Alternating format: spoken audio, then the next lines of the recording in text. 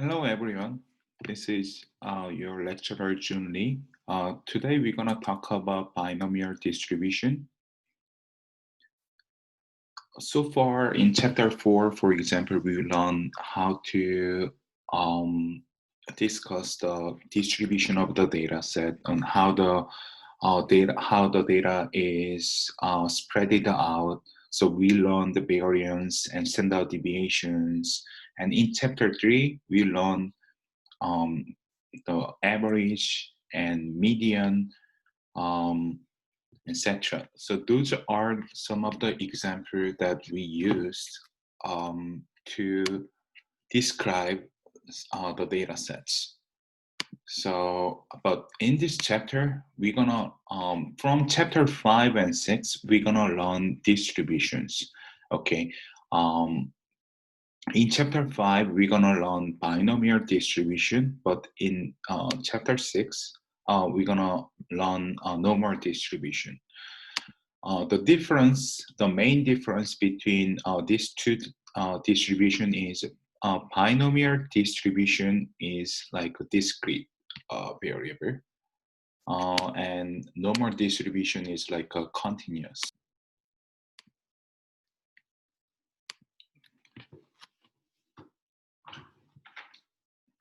So binomial is like a discrete random variable,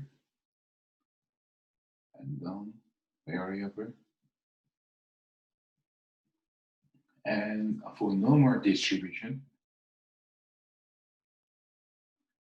it's like continuous distribution, continuous random variable.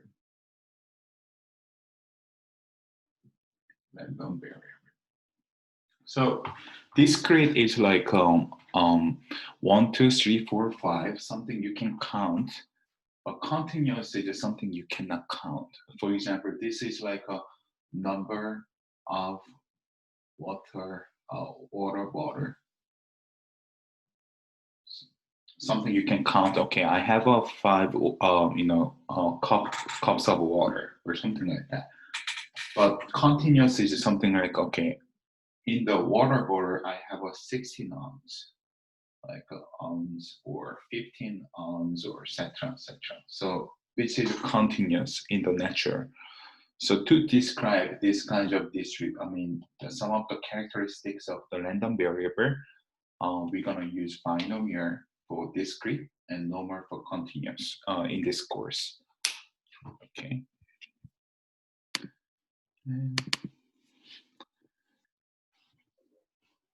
Okay, a scientific model is basically simplification of a complicated phenomenon using some assumptions. So in two parametric probability distributions, we will focus on these two. So these are extension from chapter slide 3 and 4. So if before you're looking at this video, please take a look at slide 3 and 4, my lectures. The corresponding chapters in the textbook is 7.1 and 7.4. So here is some warm-up question. Okay, find one that is of different nature from the other. You might want to pause this video and then try to choose the answer. Okay. Okay, let's look at the answers.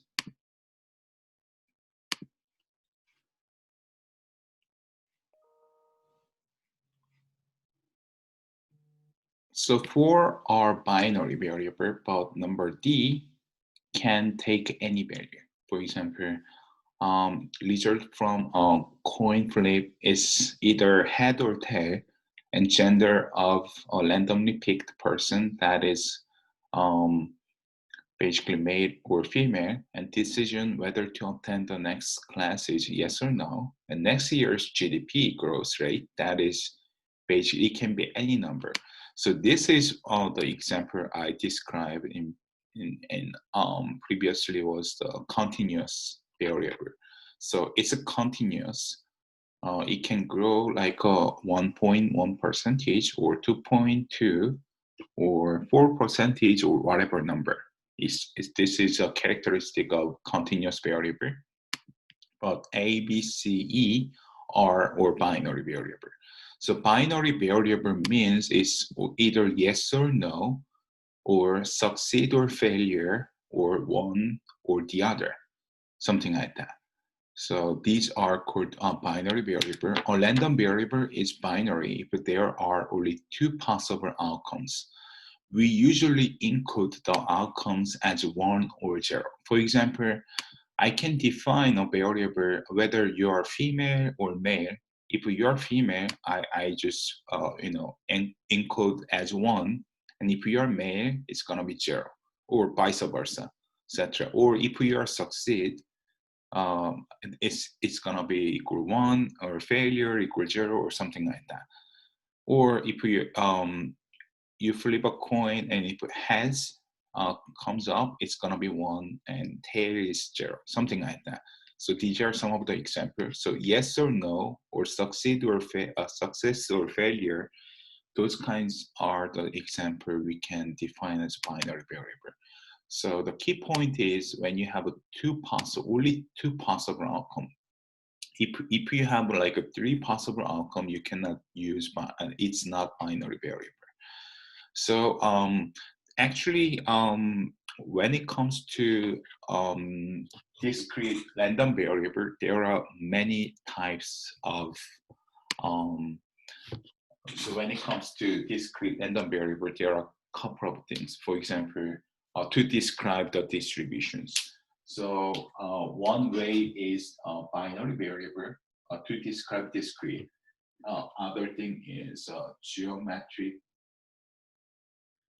distribution, and then also another thing is Poisson distribution, etc. I mean, there are so many discrete random variable distributions available, but in this chapter we're gonna focus on binomial distribution, which is most important and most widely used.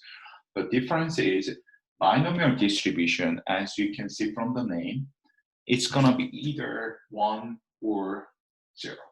So it cannot have more than 3 outcomes, but Poisson, for example, or geometric, you can have more than 2 outcomes.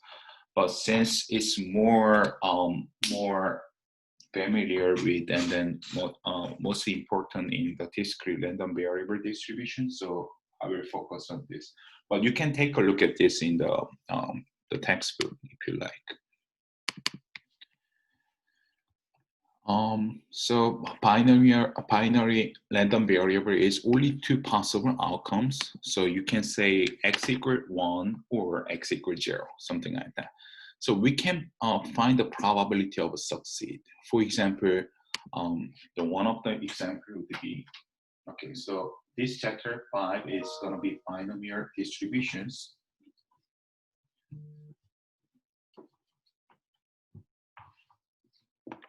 Okay, then let's say you are we flip a coin, or let's say I don't know the class distribution, but let's say there are like 22 male and 18 female in our class.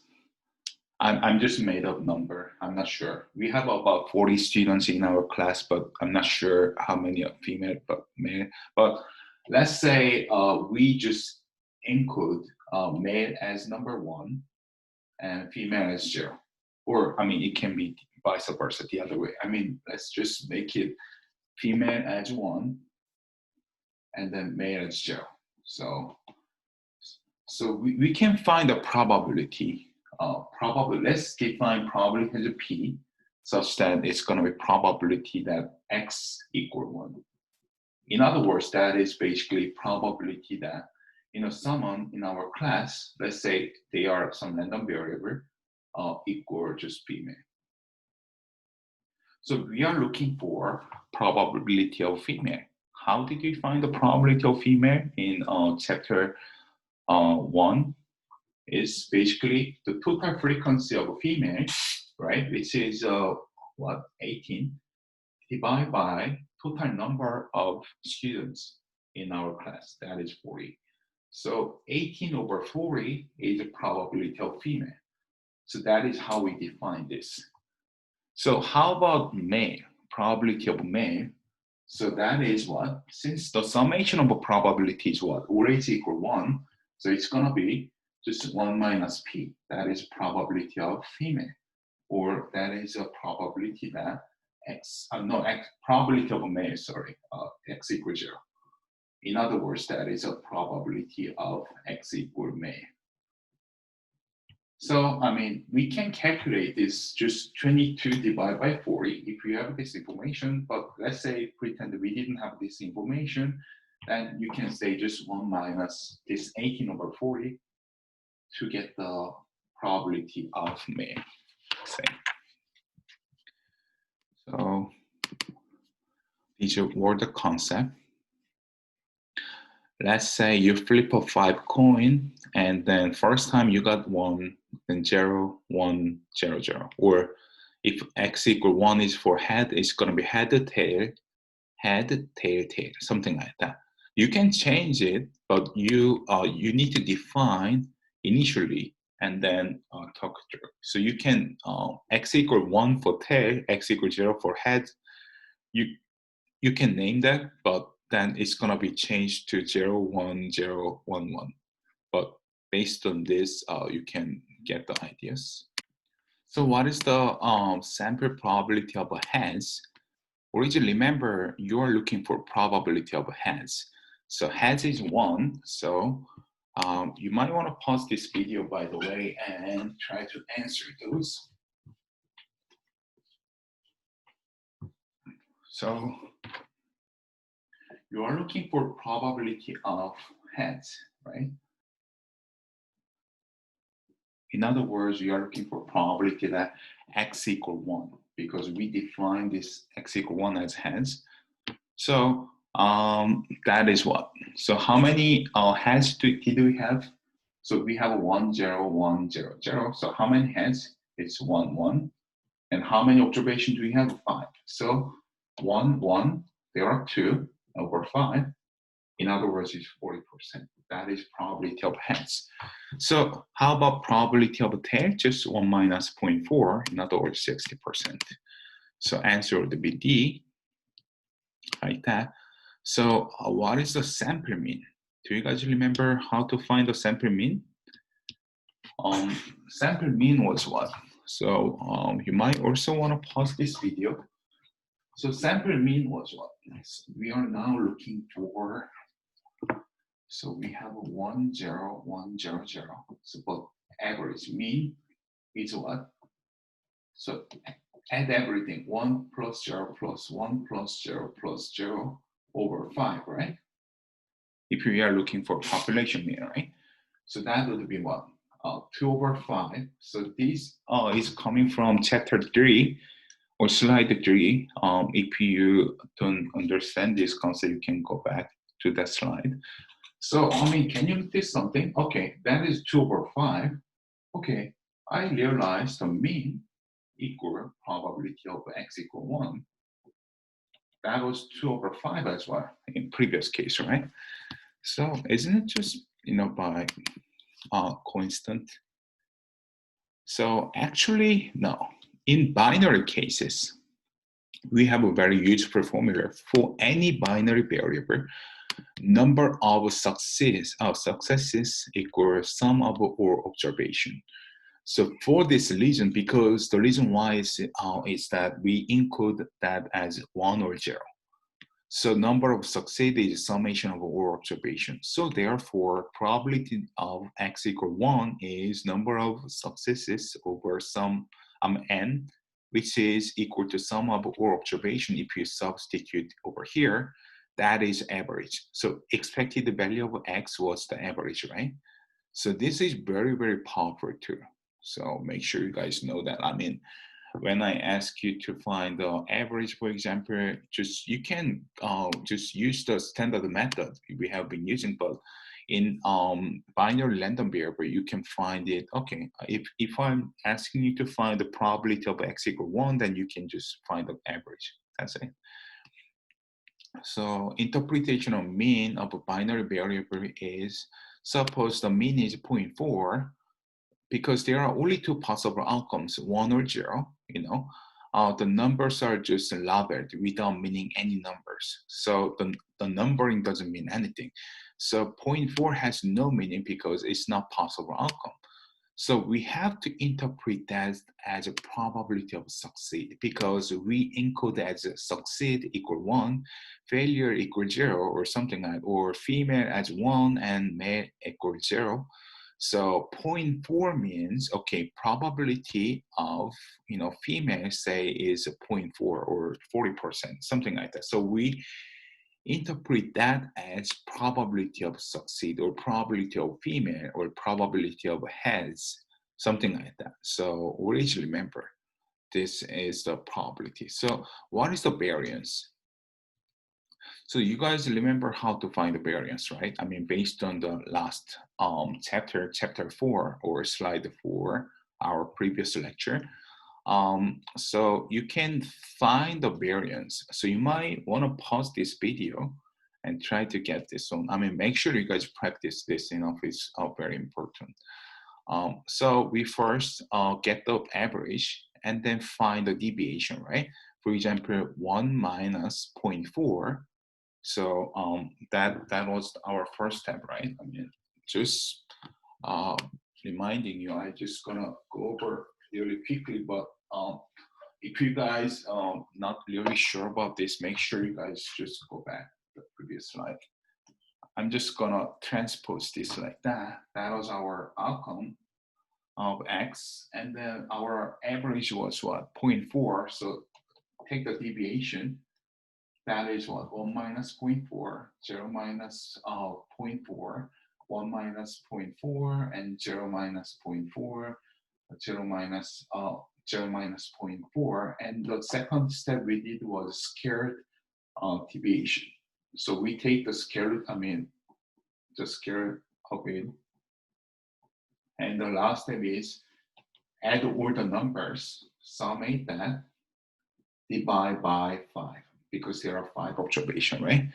So those were, we summate that and divide by 5 if this is equal weighted, or there is no frequency or no probability at all. So this is one way, but there is another way. So we can use a probability method.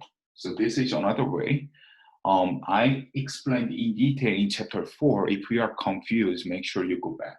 Okay, so how many did we have ones? For example, it's 0 and 1, and this is a probability of x. So how many zeros do we have? 1, 2, 3. So 3. So probability of x equal 3 was what? 3 over 5. So it's going to be 3 over 5, or 60%. How many ones do we have? That is basically 40%, 2 over 5, right?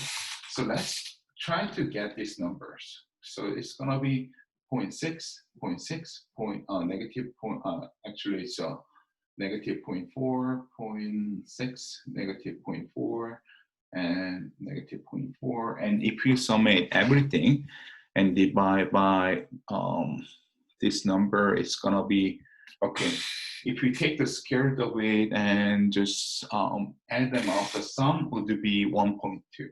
So 1.2 divided by how many observations do you have? 5. That would be what? 2.4. I mean, at 0.24, right? 0.24. So those are our variance. So using this standard method. So add all the number using calculator, you get 1.2 divided by 5 would be 0.24. That is our variance. This is one way when you have those when you have individual data, but we can convert this to probability, right? So we can use the frequency tables like 3 over 5 and 2 over 4, and then we got this is 60% and this is 40%, right? So again, if you're confused, make sure you guys go back to the previous chapter This is really important concept. Okay, make sure you guys get familiar with this. Just you got to know these two are the exactly same concept, but we are using probability because it's something more simpler. Let's say you have 2 million zero and 1 millions of ones.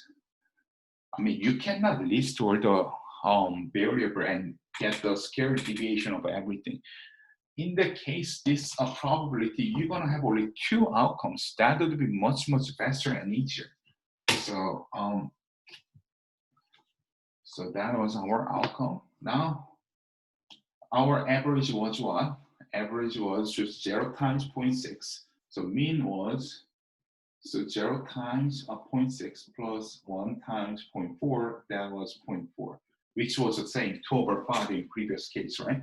But in these cases, like we have a probability, this is how we find the mean. So, I mean, our message messed, our answer would be the same, but this is another way. And we get the deviation, that was what? It's just 0 minus 0.4, that is a negative 0.4, and 1 minus 0.4 is going to be 0.6. And then you take the square of it, square deviation, and that is what? Just 0.16, and this is going to point like that, right? And next step you want to do is what? So previously, you add them up and divide by some number 5. But when you have a probability, you need to multiply those probability, right? So that would be 0.6 times 0.16 plus 0.4 times 0.36. So let me use the calculator. Give me a second. 0.6 times 0.16. That is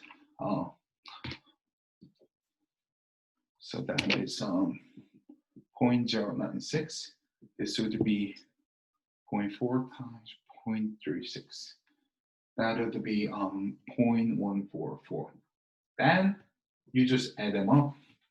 Plus 0.096, it would be 0.24. Exactly same as the previous method. Well, you got to understand those are the same. This is, again, really important concept. Make sure you guys know this one was exactly same as before. That was using probability and using frequency table. This is actually much easier way later. I mean, when you have a few observations, it will make much change, but later you're gonna see the huge difference. So that was how you get the answer. So you first get the deviation, then square deviation, and add them up, divide by 5. That is when you have these observations, 1, 0, 1, 0, 0. But how many do we have? 2 ones and 3 zeros. So we can convert this to the frequency tables. And then the next step was what? The next step was get the probabilities and then get the deviation, square deviation, etc. So both are same way, but you got to know they are the same. So in fact, this variance, we got 0.24 can be calculated by 0.4 times 0.6. That is probability of success times probability of failure. So probability of success was 0.4 times 0.6. So those are the rule of thumb. So variance in so variance in binary cases would be p times q, where q is 1 minus p. So that is p times 1 minus p.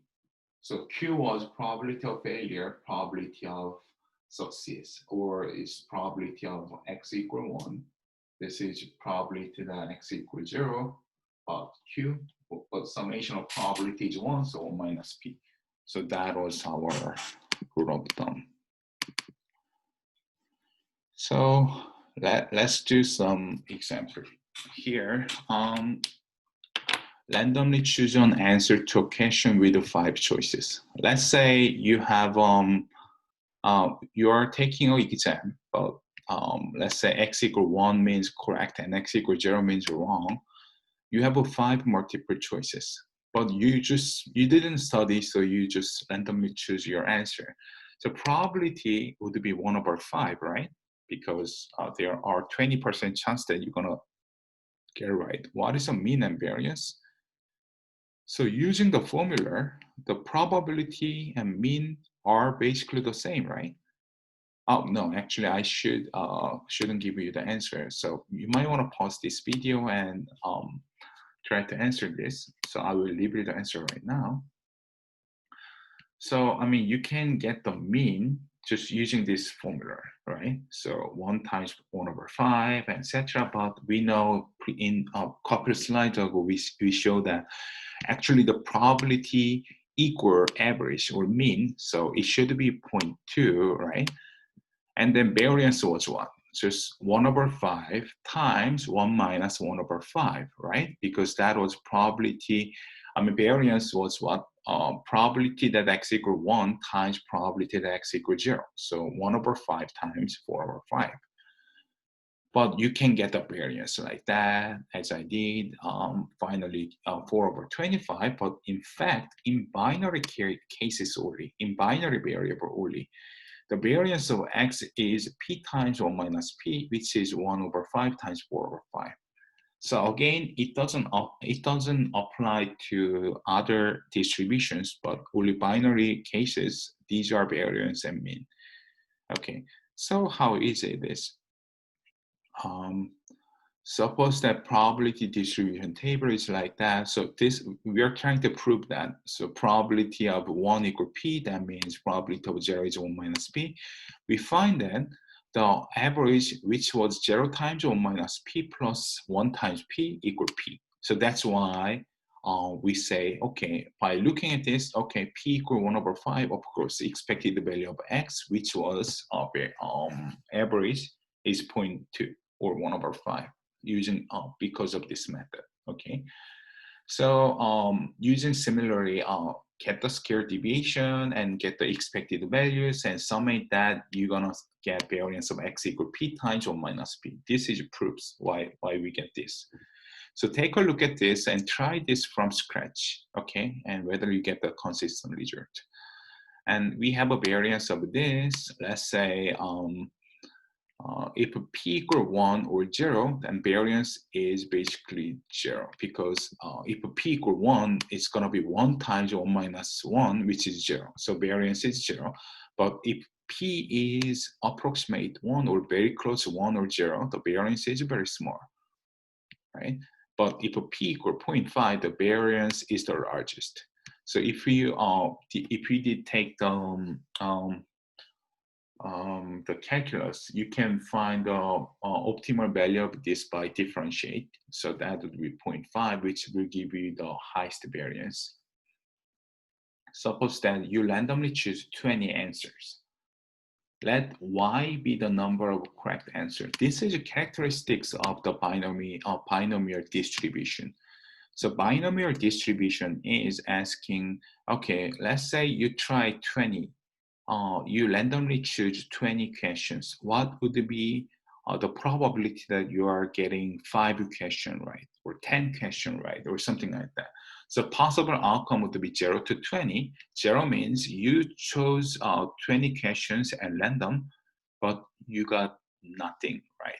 So, or 1 means, okay, out of 20 questions, you only got 1 right, and 2 right, and up to 20 right, something like that. So it is binary for each question, because you are either getting right or no, right? But y is not. Y is number of correct answer. This is really important concept, okay? Again, this is characteristic of a binomial distribution, that y represent number of correct answers, right? But y is not the binary variable, but it's actually number of counts. So the binomial random variable is number of successes in a number of binary experience. For example, you are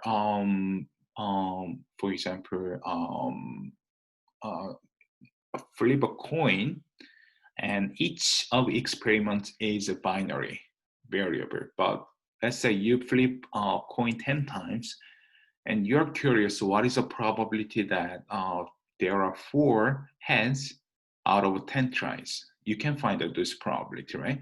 So those are kinds of concept. So binomial experiment is n identical binary experiments. So those are number of trial, like you chose 20 question and random, or you flip coin 10 times, etc. In each experiment, possible outcomes are 1 or 0. The probability of 1 for each experiment is p. So, and then experiments are independent. Independent means we learned in first chapter, it doesn't affect the other outcome. For example, when you flip a coin first time, the first time you flip a coin doesn't affect the second time, you know? So they are independent. It doesn't affect the following outcomes, or the outcome you are having are not affected by previous outcomes. So let's y be the number of succeed from n binary experiments. The probability distribution of y can be described by p equal to probability of success at each binary experiment, n is number of binary experiments, and we denote this as something like that. These are the notation. For example, the number of succeed y is, we describe y in previous case. Y be the number of correct answers, or number of x equal ones, or number of heads, or number of females, or something like that. Those are basically the y, and the y is following binomial distribution with sample size n and probability of p. Okay, so those are the ideas.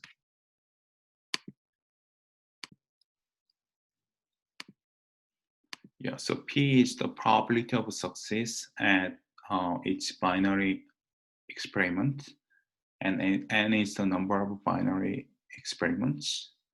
And there are 20 questions. Our probability of choosing correct answer is 20%. So P equal 20%, and we have an N, which is 20, right? So all questions are independent. This is a very important assumption in binary distribution.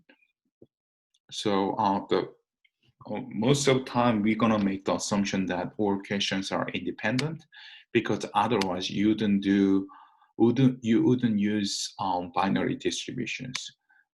Because if the first question affect the other, etc., then it's not gonna be independent and cannot use this method.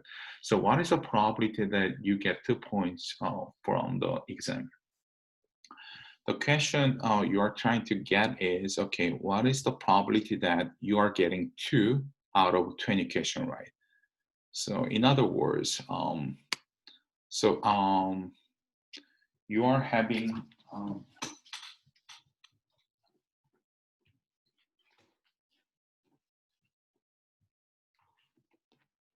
say you have a question like number 1, number 2, number 3, 4, and 10, up to 20, something like that. And we are trying to answer, okay, out of 20 questions, what is the probability that y equal 2? So again, y was probability of, the number of, ones, or number of correct answers, based on our previous definition. So what is the probability that you are getting 2 points from the exam? You should be able to write something like that. So based on this question, what would be your answer? Please try to spend like 5 minutes or so. If this is actually very, very important question. So instead of just looking at the answer right away, please try to have some time to figure out this yourself first, okay? And I will leave you to answer right now. The answer, so many of you think, okay, if a probability that you get 2 points from the exam, that means, okay, some of you might think, okay, since the probability of getting right, probability of x equal 1 was 1/5, or 20%, right?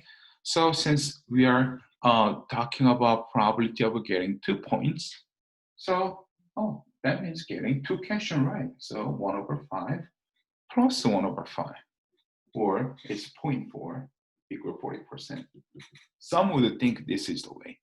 Okay, some would think, oh, since it should be happening at the same time, so 1 over 5 times 1 over 5, which should be 1 over 25, that would be what, 0.04, something like that, or 4%. Actually, the answer of these are absolutely wrong. So, I mean, the logic might make sense, but it's not mathematically, and actually not even logically makes sense. Do you know why? Because this question, you are talking about, okay, you're only talking about probability of getting right. You multiply these two. But how about the other 18 problems? You should also think about getting the 18 questions right? Instead of only focusing on the probability of x equals 1, you should also think about probability that x equals 0 as well. Because these statements tell you that, okay, conditioning on, or basically, let's say if you are focusing on, two questions, let's say you are getting first two questions right. That is what? Probability of first question right is 1 over 5. Probability of getting second question right is 1 over 5. But is that four?